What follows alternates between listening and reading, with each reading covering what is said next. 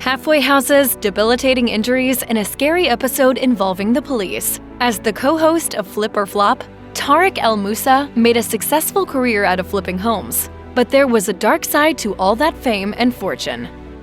It is hard to picture Tarek El Moussa doing anything aside from selling real estate or flipping houses. But that wasn't his original plan. Before injuring his shoulder in his freshman year of high school, the future reality star dreamed of becoming a professional baseball player. He wrote in his book, Flip Your Life: How to Find Opportunity in Distress, in real estate, business, and life. I stayed on the team over the next 3 years, suiting up, shagging balls, and hoping things would get better. But by senior year, I knew my dream had come to an end. The heartbreak of his unfulfilled dream led El Moussa into a depression and ultimately down a destructive path. He wrote, "I felt outrageously cheated out of the activity I loved most, and out of the future I'd planned for myself." I always believed baseball was my thing.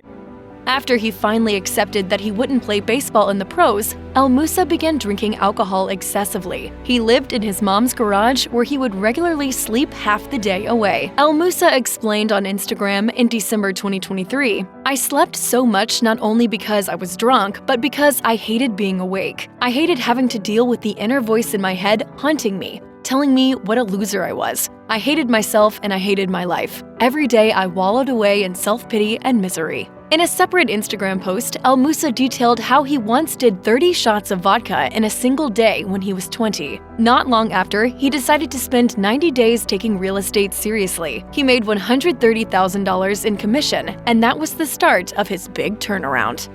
El Moussa had a string of bad years in the 2010s, and it all started in 2013, the same year that Flip or Flop hit the air. A nurse and fan of the show named Ryan Reed wrote to producers after she noticed a nodule on El Moussa's neck. He told People magazine, "I actually went to the doctor twice for it, and they said it's nothing. So once I saw the note from Reed, I was like, you know what? I need to get a second opinion." And then it hit me. Something's wrong. Since El Moussa's ultrasound results were inconclusive, he opted to remove a small portion of the lobe around the lump for a biopsy. When he awoke from surgery, he was told he had cancer. El Moussa told Patient Resource, "My doctor ended up removing the entire thyroid and some lymph nodes. I learned that the cancer had spread to my lymph nodes, and I would need radioactive iodine therapy to kill the remaining cancer cells. It was a challenging period in the reality star's life, but fortunately, they were able to treat the cancer before it continued to spread." After El Moussa learned his original thyroid cancer was misdiagnosed, he began looking into other health matters. That's when an old testicular exam caught his attention. Before long, El Moussa learned that he also had testicular cancer. I think I was 31, fighting 2 cancers at the same time. In my mind, I'm dead. El Moussa subsequently had his testicle removed. However, he still needed to undergo radiation. As a result, he and then-wife Christina Hawk were told they would have to put having a second child on hold. So they decided to use sperm banking and IVF instead. But the process proved challenging, with multiple failed attempts and a miscarriage. The couple eventually welcomed a son, Braden, in 2015. To treat his cancers, El Moussa had back-to-back surgeries. He even returned to work a week later, despite feeling terrible. He shared in a feature for Patient Resource, "My hormones were way out of whack, and it really affected my mental state. Trying to figure out the medications to replace my thyroid hormone was awful. I dealt with fatigue, brain fog, depression, mood swings, anxiety, and a rapid heart rate every day." At some point, El Moussa developed the idea that removing his testicle had lowered his testosterone levels, thus leaving him feeling fatigued all the time. He went to an anti-aging clinic to seek help, which only ended up making matters worse. El Moussa was already taking human chorionic gonadotropin, or HCG, injections every day because he was told that would help. The clinic also prescribed him testosterone, which exacerbated his problems, especially his anxiety and depression. In his Patient Resource feature, El Moussa wrote, "We determined my testosterone wasn't low, and I was basically getting double what I needed. It created what they call roid rage, and I felt manic and angry. It turns out the hormone issues were related to the thyroid removal." It took me to the highest highs I've ever been to in my life, the lowest lows I ever went to in my life. I was impatient, short-tempered.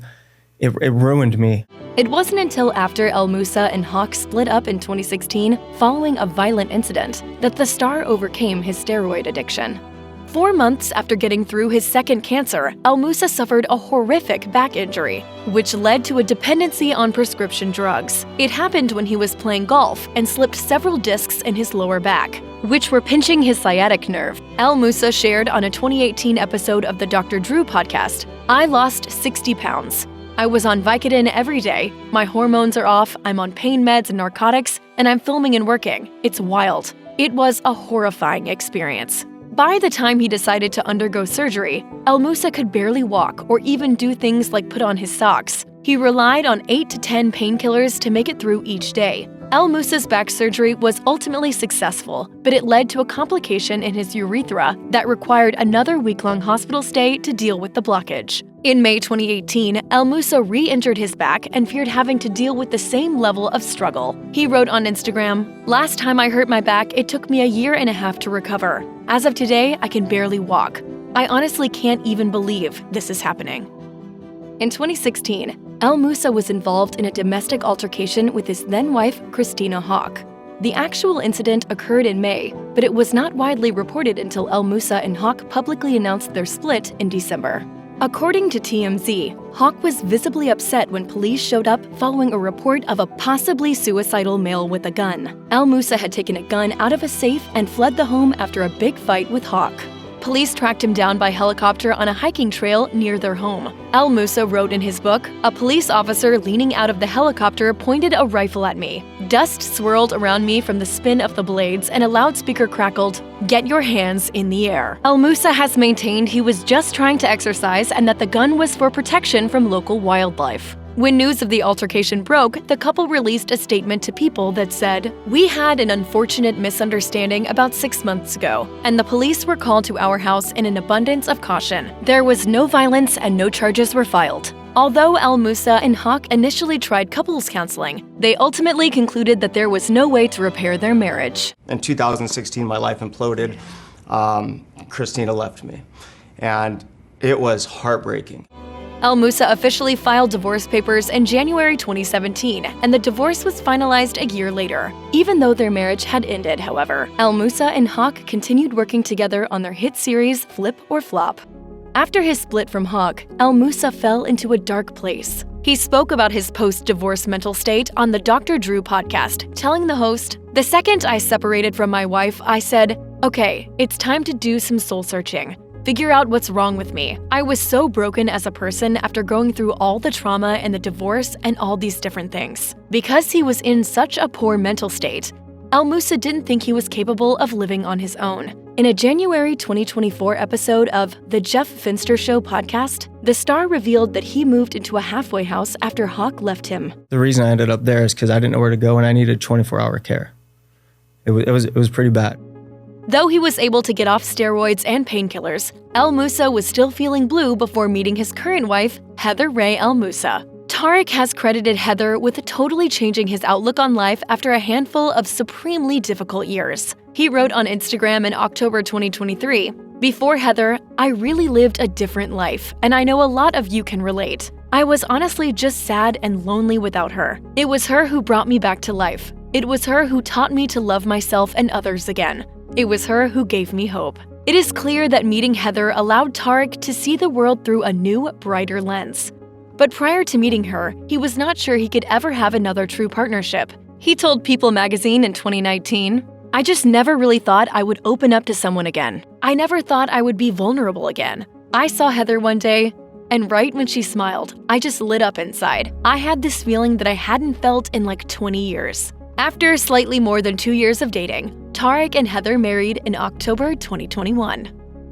El Moussa and Hawk have had some challenges since their divorce. In summer 2021, there were reports of an on-set fight between the pair in which El Moussa called Hawk a, quote, washed-up loser. Then there was an incident in May of 2022 when El Moussa got into a verbal altercation with Hawk's then-husband, Joshua Hall, during a kids' soccer game. However, the family was brought back together after their son Brayden had to undergo an emergency appendectomy. Since then, El Moussa and Hawk have been able to build a friendship. Heather and Hawk have even filmed a few funny TikToks together, poking fun at their similarities. If you or anyone you know needs help with addiction issues, help is available. Visit the Substance Abuse and Mental Health Services Administration website or contact SAMHSA's National Helpline at 1-800-662-HELP 4357.